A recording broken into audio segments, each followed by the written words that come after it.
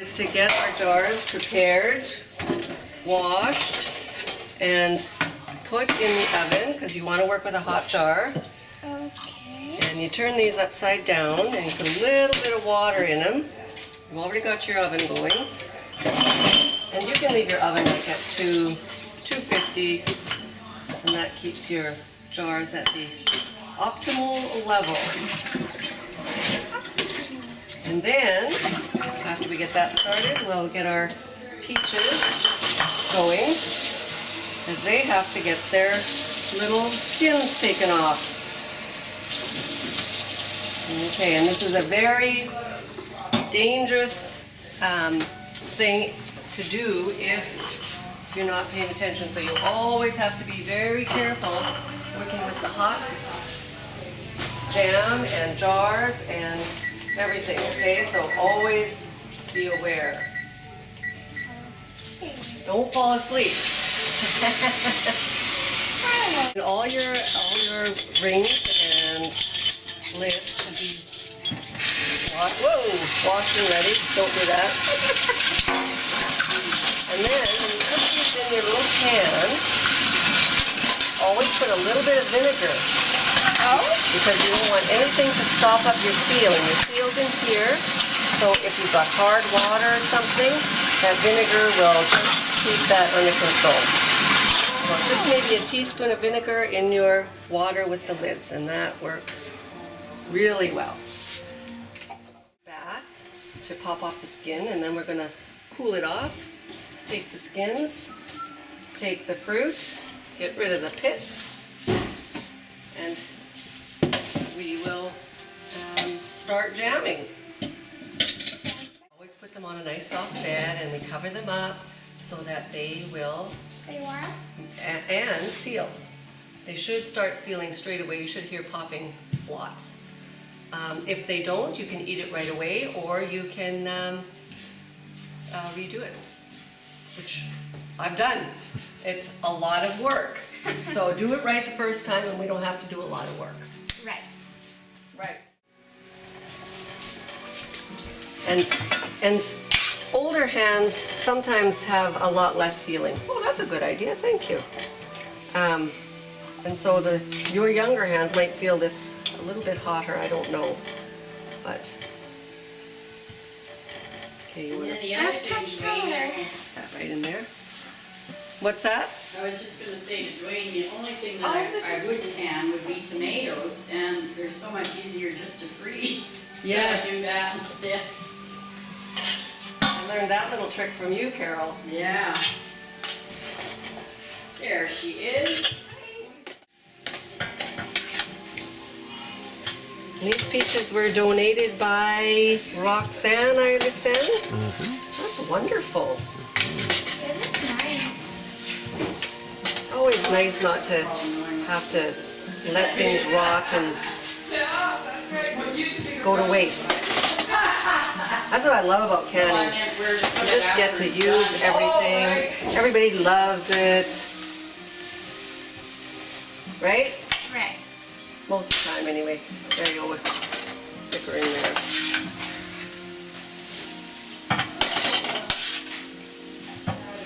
And sometimes if they're not ripe, it's really tough to get the peels off. So you might sometimes end up peeling peaches. My first year of doing this, that's exactly what happened, and I cried the whole time. Yeah, exactly. What it says on the Serto, you should follow exactly all your directions, just because this is a really, it can be a dangerous thing to do if you don't do it right. Botulism is huge, especially in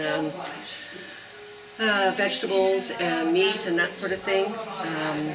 You want to really do everything right, clean, and everything will be just a wonderful experience.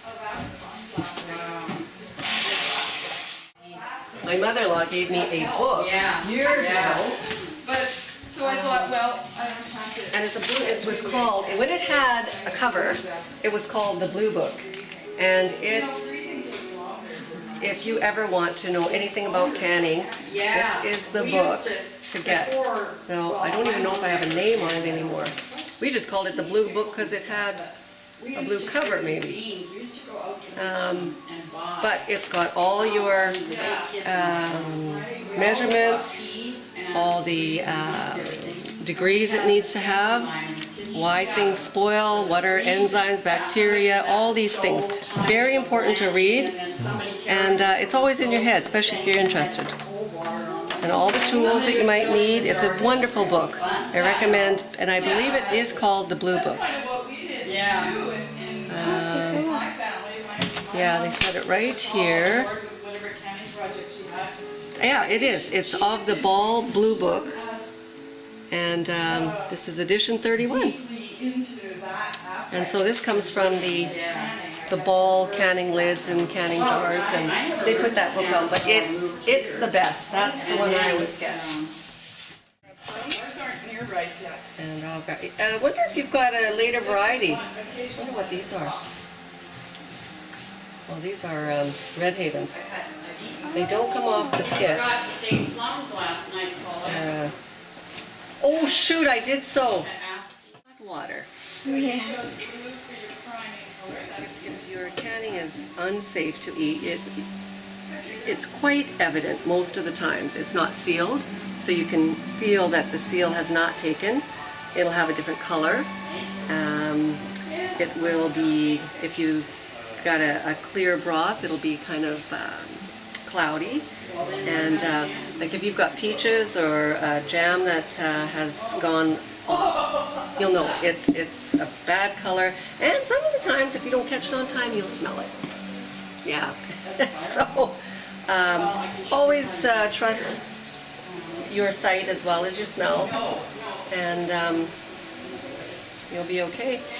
But just always be aware as to what you're eating in any case, you know, whether it's bought from a store or not, you know, anything can go wrong. Just be aware of what's going in your body. There's a good idea. Sure, Certo. This is your thickening agent for your jam. Some people have MCP. They do MCP. What does MCP stand for? I don't know. Pectin. It's got P at the end, so pectin. But anyway, you have to erase that part. But Certo, it is for jams and jellies, and you should never vary from what it says here. So you always read your instructions, and this says a no-cook jam and a cooked jam. We're doing cooked jams today, and so actually we'll look for our peaches, which is here, and we will need 4 cups of chopped peaches, 1 box of Certo, 5 cups of sugar, and all the peeled, so 4 of those, okay? And they say not to double, so it's best to listen to your directions and don't double, just do the time. And so we'll start with, you have to put your pectin in first. Now measuring your fruit, and you're going to stir in your pectin and let that set for maybe about a minute, not very long. And then you can start cooking. Add your sugar, but we have to start it first. Just making sure that it's all mixed in and gone away. What's that word called? Oh, I know another thing. We're making a Paulet Rice. Yes, we are. So we do that for about a minute, just get it in there and powder gone. And then we'll cook it for till it has a rolling boil. And then we'll add our sugar. And then we'll do that. We'll make sure that that's dissolved. There's the word I'm looking for. Dissolved. And let that boil for 7 minutes. And we will cap it and can it. Yeah, I do now. Let's work in Yeah. Celsius. Okay, we'll choose one. And you have to stir quite a bit because you don't want it to stick on the bottom. Auntie uses something on the bottom to not stick, but I forgot what it was. Well, come on now. You have to share secrets. That's how all good canners are created. Now, and you just add it make sure it's all stirred in, and you can add this slowly. It doesn't have to be a big clump. And then once it's in, we'll let it get back to a boil. And Let it dissolve. we'll let it get back to a boil, and then it'll come, there'll be a skiff of Why they're all gone now? white stuff on it. And we'll take as much of that scum, as they call it, off of it. And then we'll put a little bit of butter in there, and that will take the rest of this scum sort of stuff away. Interesting. Yeah, that butter thing is another little trick. That sounds like it. Full rapid. Thank you. Did we ever think that was gonna happen? Scooping off the scum because you really don't want that in your jam. And with the scum, you can use it for We like used to put the on scum in toast the dish, and and us kids all ate something. it. That's what my auntie do. Is Yep. use the scum. Well, that- We always did too. We always ate the scum. And it sounds bad, the word scum, but this is yummy. This will be the best scum you ever ate. Or ever tasted too. What are these things if they were on Oven my mitts. hands? Oven mitts. I She got has trouble it. with double words. No. I have trouble with words. Anybody notice besides me? Yeah, I noticed that. That's why Yeah. I'm helping. Very weird. That's why I'm helping. I'm picking up your words. What happened? First jar of peach jam, and our young assistant here is just now finishing up all the peaches. I'm all done. And actually you should use this guy here. Wash it off my iron. keeps your jar clean. And I usually have a bowl so I can hold it, but I don't have a bowl today. Be careful. Yeah, be very careful, everybody. This is quite hot stuff going on. And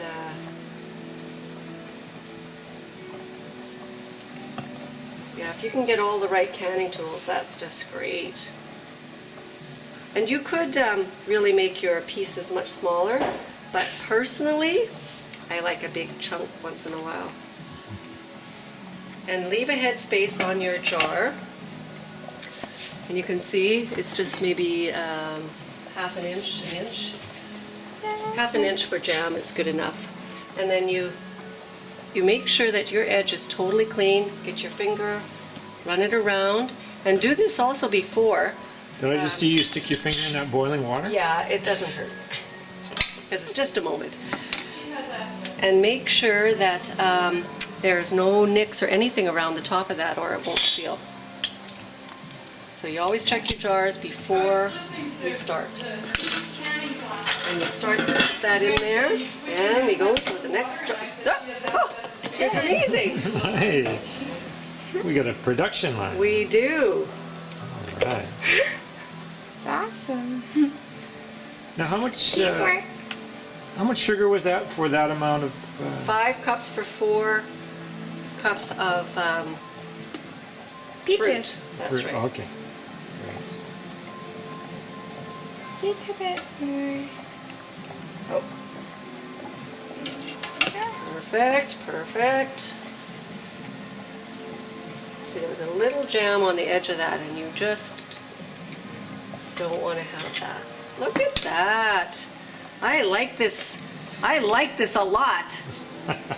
Little magic wand. Little magic wand. Then there we go. Perfect. And just hand tighten them a bit. Don't tighten them too much.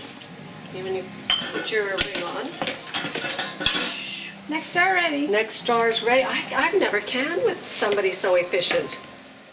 Put this down for 10 minutes into a rolling bath. And your timing starts once it's boiling. which always is, For 10 minutes. for 10 minutes. Then we'll take them out and put them to bed.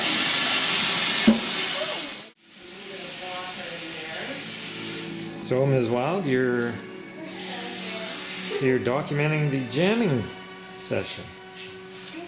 Oh, you know, everybody is just so photogenic or paintogenic, I guess is the case may be. That's great. So, want to start? And that would be me on the left there. I don't quite recognize myself. Oh, it looks just like you. What's the matter with you? Of course, how would you know? A work in progress. Yes, it's a work in progress. You're inspired by the activity of the moment. Absolutely. That's gorgeous.